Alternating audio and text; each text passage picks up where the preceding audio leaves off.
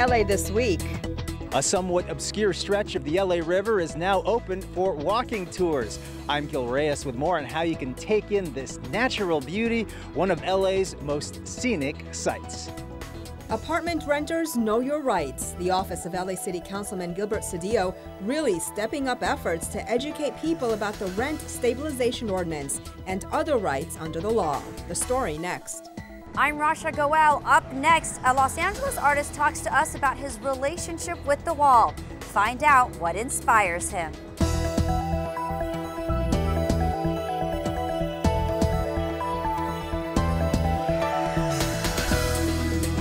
Hello and welcome to LA This Week. Thanks for joining us. I'm Yana Kay. Do you suspect your recent rent increase was unfair? Or how about damage to your unit? Should you pay for it? Apartment renters have rights that some landlords may not want them to know. Gil Reyes has more from a tenants' rights workshop in Echo Park. Gil.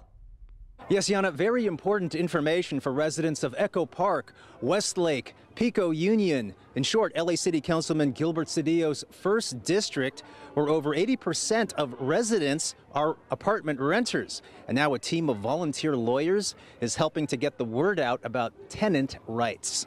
Apartment renters gather at Placencia Elementary School's auditorium, some with terrible stories to tell about their units and their landlords. Owners don't go and fix, so we've been putting money out of our pocket. Iris Maldonado and her family say they've been duped into paying up to $1,000 to fix broken doors, unsafe floors, things that weren't their fault. And we just learned today that that's not right. If they're living in uninhabitable conditions at home, that they need to report it. And part of the education process for our office is coming out to the community, giving these workshops, letting people know what their rights are. Freddie Ceja from the office of Councilman Gilbert Cedillo mentions other rights, like the rent stabilization ordinance. Generally speaking, if your unit was built before October 1978, your monthly rent should only increase around 3% a year tops, or adjusted to the rate of inflation. Anything more than that is usually against the law. Questions? You can contact the volunteer attorneys at Farias Legales. It's a completely free service. Our goal is to promote tenant rights, especially for all types of people, regardless of the documented status or undocumented status. Learn more about this public service at fariaslegales.org or call them at 213-842-6214. I'm Gil Reyes for LA This Week. The group has about 50 volunteer attorneys. Around 10 of them specialize in tenants' rights and are waiting for your call. Preparing for emergencies like earthquakes can be a tedious, daunting task. So why not get friends together to lighten the load? Gil Reyes reports on some Hollywood talents who are coming together to make emergency preparedness fun.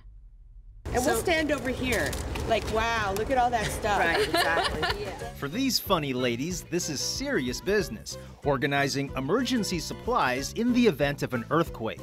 This group preparation is led by actress and voiceover artist Karen Huey.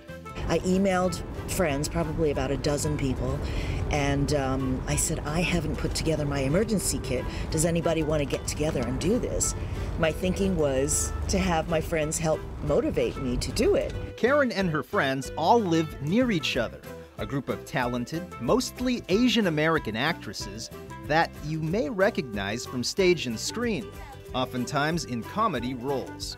So we don't always see each other socially outside of our work, but we all care about each other. When you're by yourself and you're thinking about things like earthquakes, you're not inclined to be funny. But when you get a group of people together, everybody started making doomsday jokes, and it made it so much easier to deal with. They turned what could have been a daunting task into laugh-out-loud luncheons and made purchases in bulk using Wirecutter.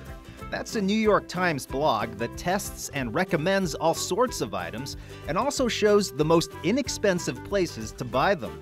The 7-gallon Aquatainer, for example, just $15 on Amazon. And then we would decide what we wanted to order. And so we put a check, and then we'd tally up, we need to get 5 gas cans, and then who ordered that. Everyone bought the essentials, of course. first aid kits, also food and water to last at least a week. But they also customized their kits. Actress and playwright Jeannie Sakata spends a lot of time on the road, so she added a multi-purpose flashlight for her car in case she gets stuck inside. This is something that can break through car windows to get someone out, or in case you have to get out of your car. It also has a blade right here for cutting your seatbelt. Actress Frida Fo Shen wanted to make her emergency lanterns to look as camera-ready as she is. It's very bright, and it's this ugly, blue-white color. So instead, you add theater gels, for lighting gels, and you create, I know, this is an infomercial. It's really a great device. You create this gorgeous thing. Atmosphere. That makes your complexion and it looks good. Beautiful. Friends can also test and practice using items together. Amy Hill recently bought a solar charger that appeared to be defective. It doesn't do anything. And I thought, well, it's broken, so I sent it back. She got the same one, and she plugs it in at the same time it's in the sun. I hadn't even considered that as a possibility. So I went, oh, that's how you use it. So now I got to order it again because I'm an idiot. Duct tape. Duct tape. We know that from theater. Yeah. Purell. Yes. Yeah. Great buying in bulk. Yes. Yeah. This is one of those items. I think they came like 12, and we just split it up among us. Aquamira water purifier tank. So if you've stored your water for a while, but you want to make sure that it's okay to drink, you drop one of these in. You can view all the recommended items at thewirecutter.com.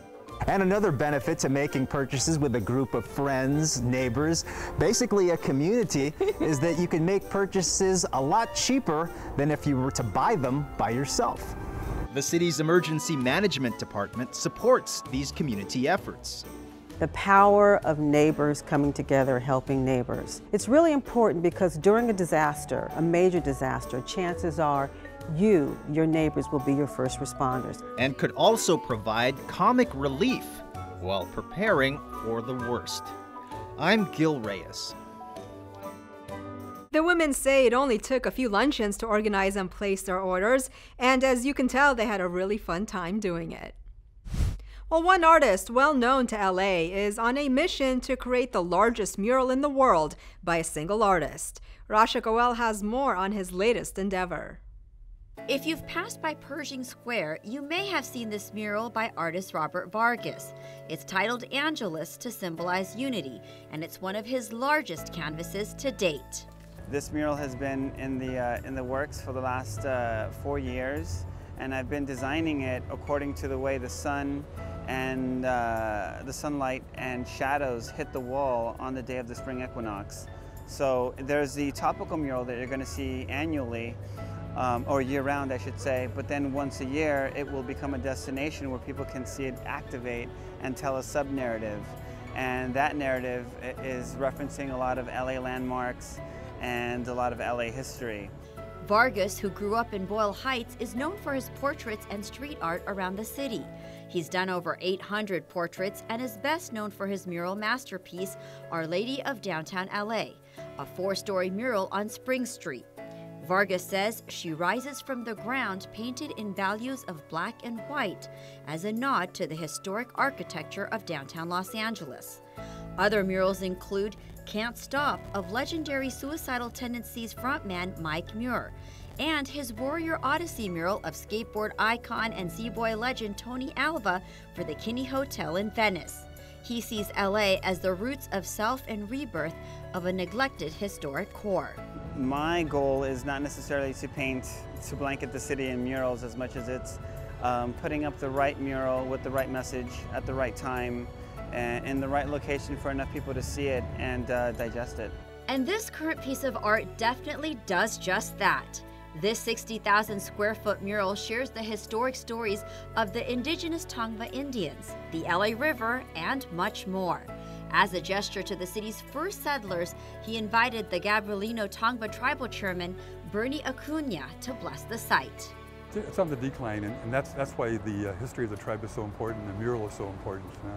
As generations go on, the blood gets more and more diluted. What's fascinating about Robert's work is he doesn't use grids, projections, or stencils. In fact, all his work is freehand with a brush. And a little inside scoop about the mural behind me, well, the girl on that wall was actually in the lift with him while he was painting. It's really about developing a relationship with the wall and just kind of feeling it as you move along. These days, Vargas spends most of his time suspended above traffic, brushing and painting the wall. A wall once completed that will help merge both the past and present together in one moment. In downtown Los Angeles, I'm Rasha Goel for LA This Week. You may not know the secret views of the LA River located just off the beaten path. Gil Reyes goes on an exclusive river walking tour for a different experience from LA's east side. Here's a glimpse of the hidden wilderness just a stone's throw from downtown. This is the somewhat obscure northeast side of the LA River, the Glacel Park side. To get there, we'll need our tour guide, Anthea Raymond, and her 2 LA River corgis.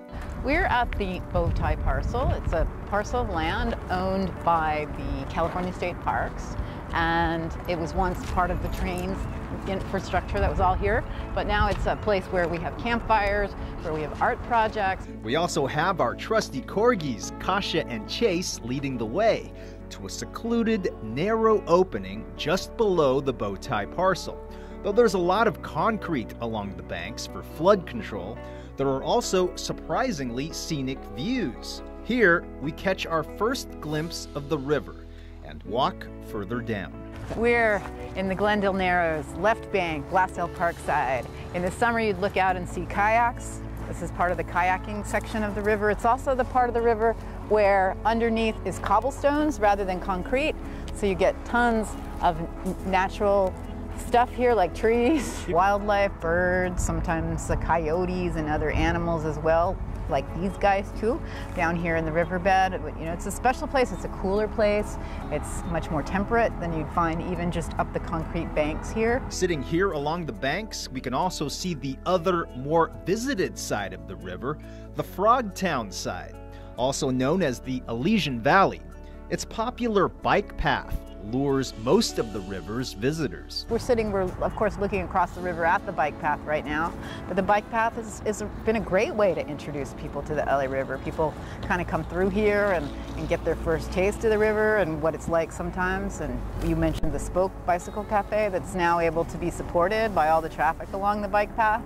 People biking in and enjoying some of the parks as well. From our side, we can also see the train pass by and how it contrasts with the views of the 2 freeway, the river, and all the vegetation surrounding it. You can also imagine the possibilities as the city plans to remove much of the concrete to provide more recreational activities along 11 miles. It's just a fabulous mixture that makes this section of river in particular just so dynamic and unique.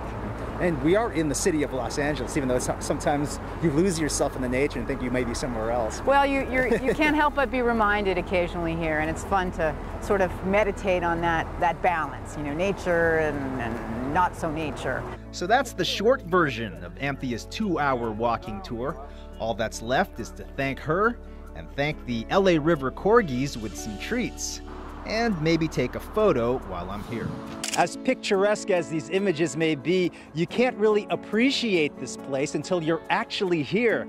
The sights, the sounds, the smells, the total atmosphere of this place, the LA River. Reporting from the less explored Glacel Park side, I'm Gil Reyes for LA This Week. All the proceeds from the walking tour benefit the nonprofit LA River Expeditions. More info can be found on Twitter at #LARiverCorgis. Well, it offers a blend of cultural and educational learning while providing a place to connect with nature. Rasha Goel has more on a garden that's become an LA landmark. I'm at one of my favorite places in the San Fernando Valley, the Japanese Gardens. Now this place is a delight to all of your senses. I'm so excited to share some fun facts with you on this hidden gem.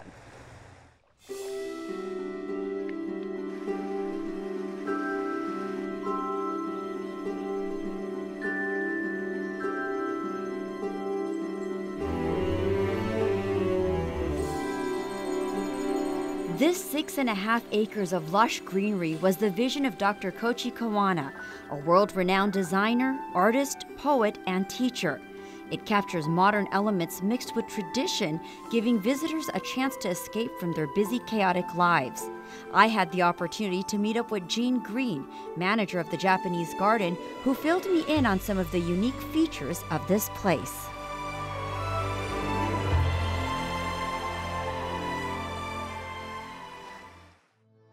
These are ginkgo trees. They're a fan-shaped leaf like this. They date back to prehistoric times. They're thought early on, years ago, to be extinct. In Japan, they found some on a monastery, and now they've been finding worldwide. So this is one that dates way back to the dinosaur era. We also have sago palms in the garden here that date back to that period of time also. Japanese gardens are art form gardens and not botanical. This particular one is divided into 3 parts: a Zen meditation garden, a strolling garden with a promenade, and the tea garden and tea house. But did you know?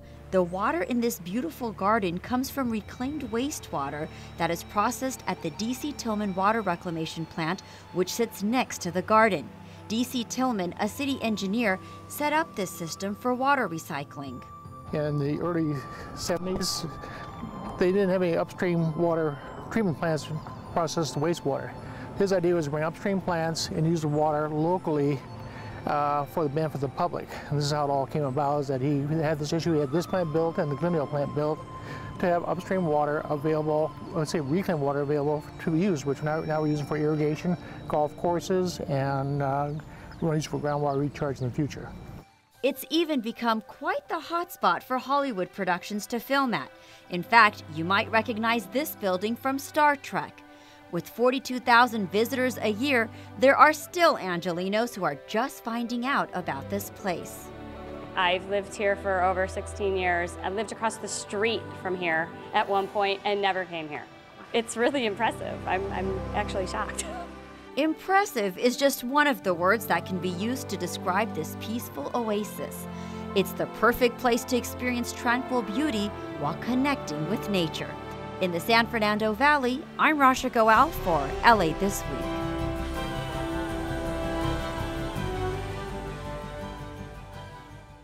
For more information, visit thejapanesegarden.com or call 818-756-8166.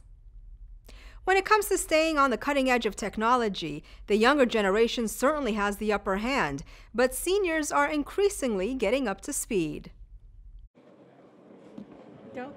No, you're not looking at the next Star Wars sidekick or a futuristic replacement for household pets. This is Jita. We made this to help people be more pedestrian.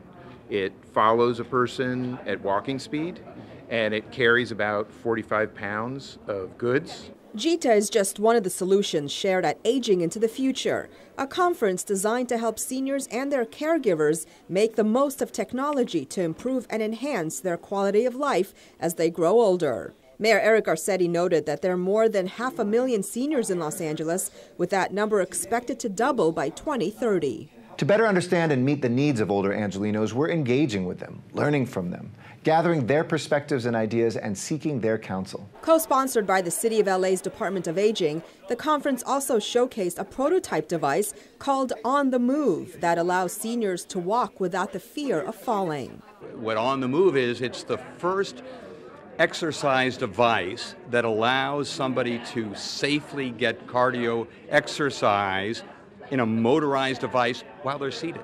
This allows hundreds of millions of people around the world potentially to get healthier in a safe environment. Protecting impaired seniors from exploitation was another important part of the conference.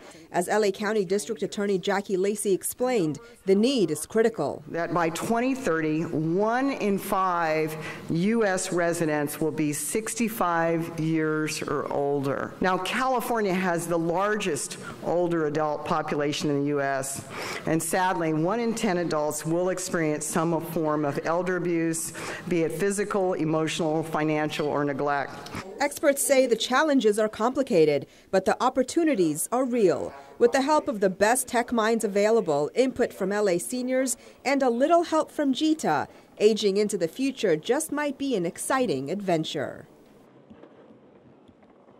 Other major sponsors of the conference included the Eisner Foundation and AARP. A popular TV actor takes up what could be his greatest role, volunteering for the homeless and spreading the word that donating your time is cool.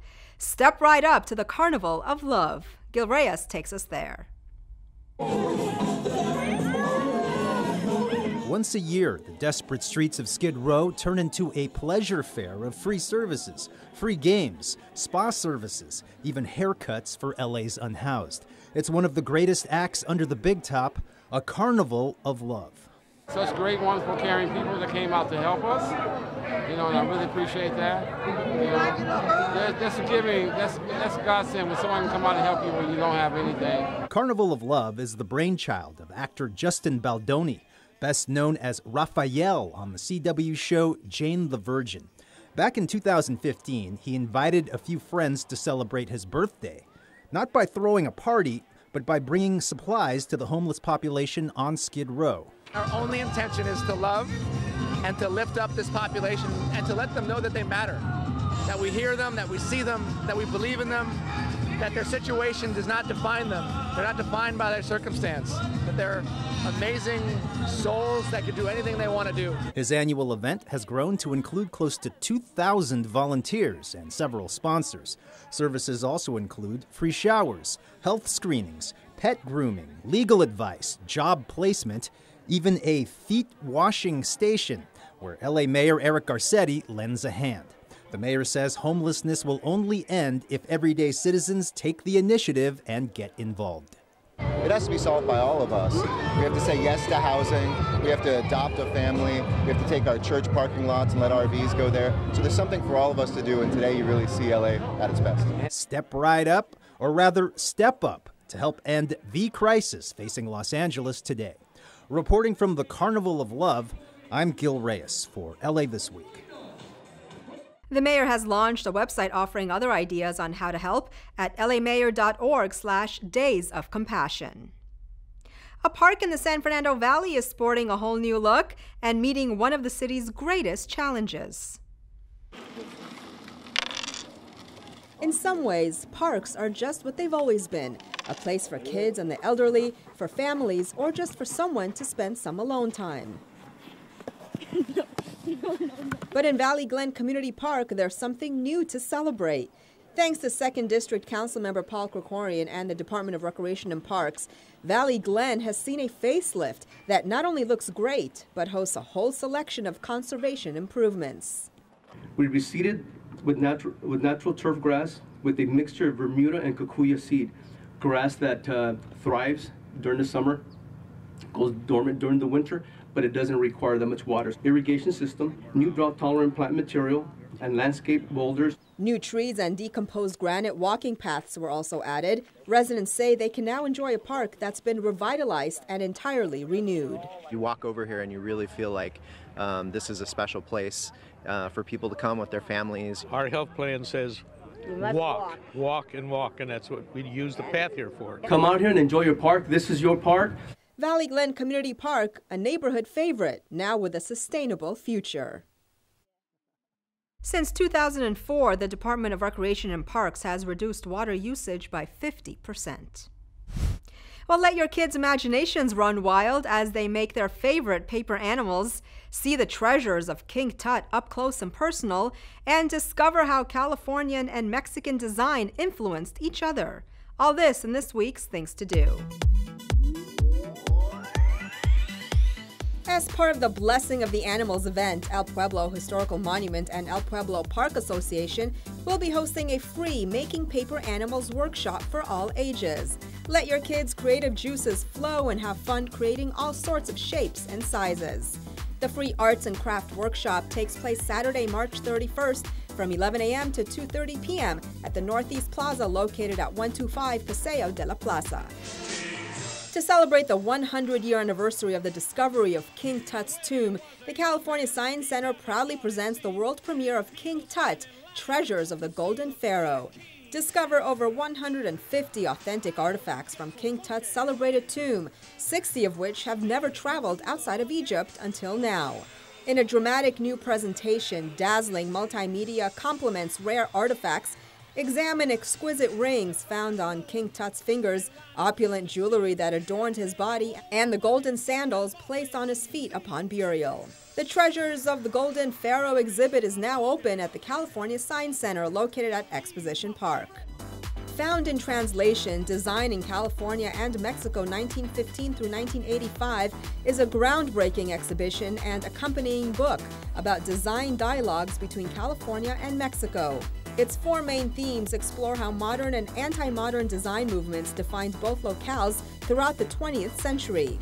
Half of the show's more than 250 objects represent architecture, conveyed through drawings, photographs, and films to illuminate the unique sense of place that characterized California's and Mexico's buildings. This exhibition is the first to examine how interconnections between California and Mexico shape the material culture of each place, influencing and enhancing how they presented themselves to the wider world. The exhibit runs at LACMA until Sunday, April 1st. And that's a look at some things to do.